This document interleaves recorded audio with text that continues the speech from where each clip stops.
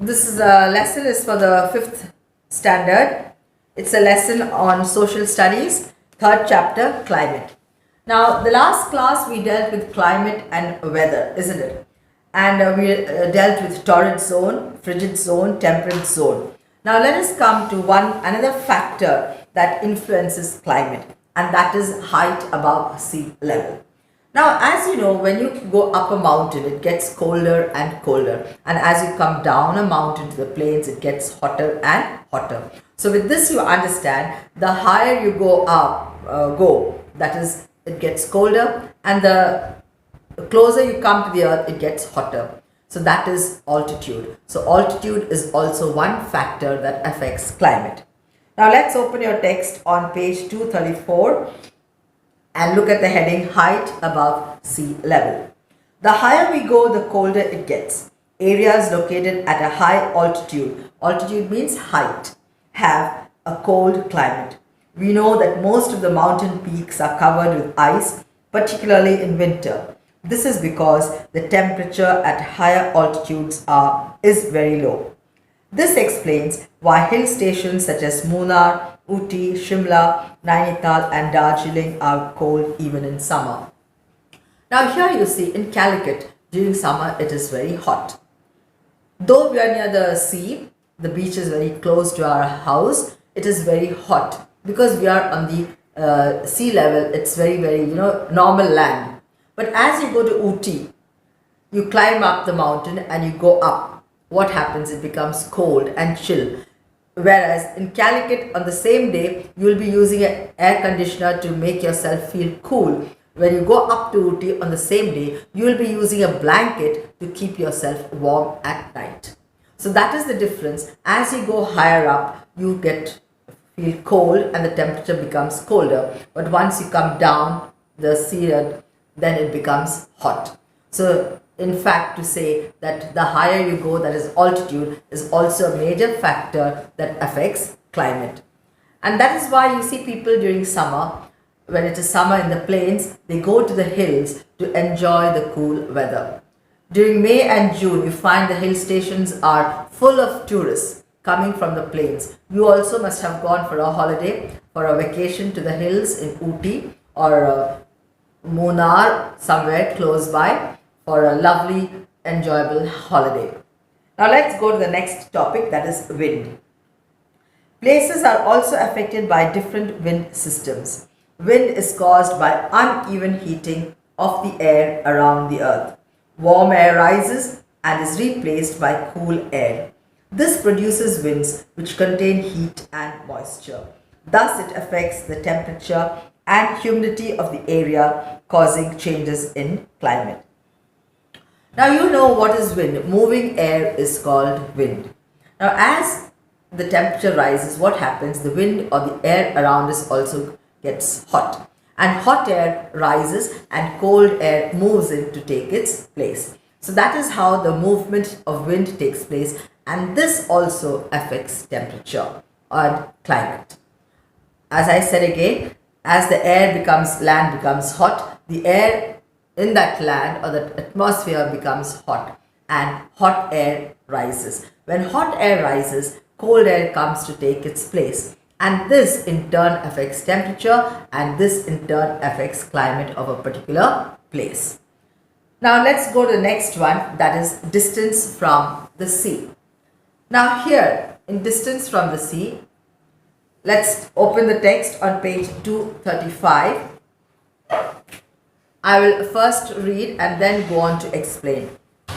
Now, the next topic that affects our climate will be distance from the sea. Now, let's turn to page 235 in your textbook and look at the heading distance from the sea. So, this is also one factor that influences climate. Now, a place that is close to the sea or a place far from the sea, that also is one reason that affects the climate. So let me first read. Please follow the text.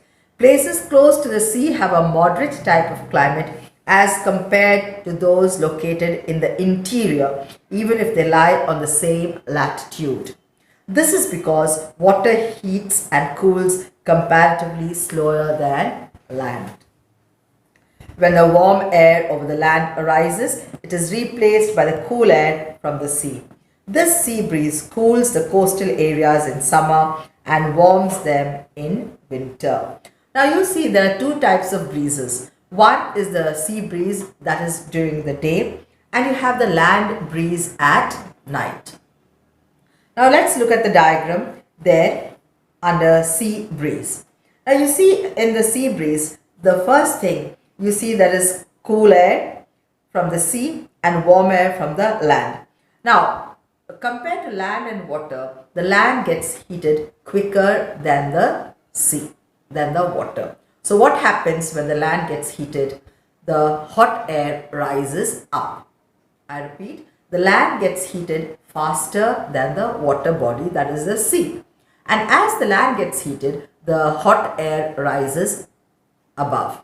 And as the hot air rises above, the gap is filled in from the air coming from the sea, blowing in from the sea. The cool air from the sea comes in and takes the place of this hot air that has risen up. So that happens only during the day, and that is called sea breeze because the breeze blows from the sea to the land. The opposite of this happens during the night. Just remember, the opposite of sea breeze, that is the breeze blowing in from the sea to the land, the opposite happens in the night. That is breeze blowing from the land to the sea. Now see the next diagram there in the textbook on page 235. Now here, as I told you, the land gets heated faster than the water and cools also faster than the water. So when the land has already cooled down quite a bit, the sea, the temperature is still a bit hot. So now what happens? The air on top of the sea or the water body is hot and it rises up. Now when this hot air from the sea or the water body rises up, the land has already cooled down. The cool air from the land moves to take its place. So that is land breeze in the night because the breeze blows from the land to the sea. So this is the opposite of what happens during the day. I hope you have understood. It's a bit tricky, but doesn't matter. If you listen to my explanation 2 or 3 times, you will get it clear. And the diagram there makes it very, very clear to you. Now let's come to humidity. Humidity is the presence of water vapor in the air. Thus, the degree of humidity of a place is related to its distance from the sea. Winds blowing over the sea collect moisture and make the climate in the coastal areas very humid. Now, all of us, those who live in near the coastal areas, we sweat a lot. Now, why? Because this wind, it collects moisture and that makes us sweat. I repeat, you see there, winds blowing over the sea collect moisture and make the climate in the coastal areas very humid. So this wind that collects moisture from the coastal areas, from the sea, and the winds become full of moisture, and that raises the level of humidity in the atmosphere, and that is why we sweat a lot near the coastal areas. That is why the humidity in Thiruvananthapuram is higher than that in Bangalore. Humidity makes us sweat a great deal. Now Bangalore is not near the sea. So there the winds have no chance to collect moisture from the sea. So there humidity is very, very less. But Trivandrum or Thiruvananthapuram is a city that lies next to the sea. And so the winds there are able to collect the moisture from the sea and become full of moisture that raises the humidity, and so we sweat more in Trivandrum or Thiruvananthapuram than in Bangalore. With this we come to the end of the lesson, and please go on to the exercises on page 236. The exercises on page 236. Now let's start with the exercises on page 236. A. Tick the correct answers. The first one, Climatologists are people who B. Study climate. 2. The area between the Tropic of Cancer and the Tropic of Capricorn is known as A. Torrid zone. C. The tundras have a polar climate. 4. The cold zone is also known as the frigid zone. 5. Between the tropical area and the polar region lies the temperate zone. Now coming to B, answer the following questions. What is the difference between weather and climate? Weather, we talk about the condition of weather. It's hot, cold, rainy, sunny, cloudy. That's for a day. But climate is the average weather condition. You take it for 10 days or 14 days or for a month or 3 months. So climate is nothing but the average taken of the weather for so many days. Second one, why do different regions have different types of climate?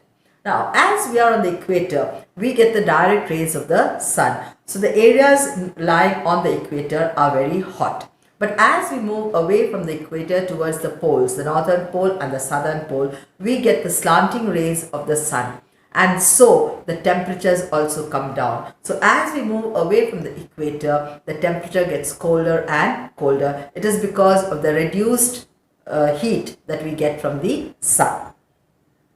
To what extent does altitude influence climate? Now we know that when we are on sea level or very close to the sea, we have the hot climate. But as you go up the mountain, that is the altitude increases, the temperature becomes colder and colder. So with the increase of temperature, higher altitude, the temperature also gets colder and colder. So altitude in that way affects climate. Why are some areas very humid? Now some areas are humid because they are near the coast. So what happens is the winds, they absorb moisture from the sea and they become humid. And that is why the areas near the coast have a high degree of humidity. Now how does the distance of a place from the sea affect its climate? Now places near the sea, as I told you, they have the land breeze and the sea breeze. This affects the climate, whereas places like away from the sea, they don't have the two type of breezes, that is the land breeze and the sea breeze. And also humidity. Places near the sea have a high degree of humidity, whereas places away from the sea do not have a high degree of humidity. Now next one is study the climate map of the world and answer the following questions. C1 and C2. So this you will have to do it by your own. It is homework, and take a photograph and send it to the school WhatsApp number. Answers for the other exercises will be uploaded, which you can copy in the notebook and send for correction. Thank you.